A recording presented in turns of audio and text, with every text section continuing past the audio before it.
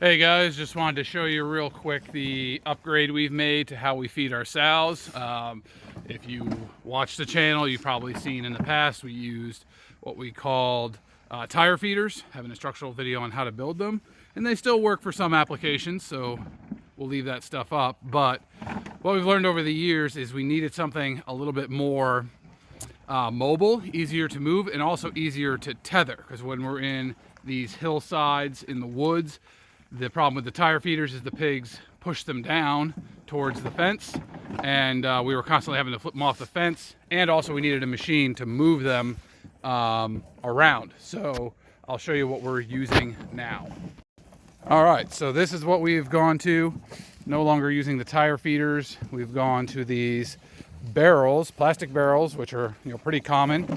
Got a source where we could get them for free, which is awesome. And we've strung them together here into what we call a worm. So you got to drill some holes in some of them there, and then there is a chain anchoring or stringing them all together. Basically like a stringer of fish. And we're doing 1 barrel per 2 sows roughly. And so your chain comes up here, goes to a 6-foot tow strap, just like that, around a tree. And what this does is anchors the feeder in place so the animals are not pushing it down the hill into the fence or over the hill, and then you got to go fish it out. And also this can be moved by hand when the pigs move, so it's minimizing the need to have a machine out here when we do the sow moves, that the guys with the gator and the fence moving stuff can move the set without having to bring a tractor or skid steer out.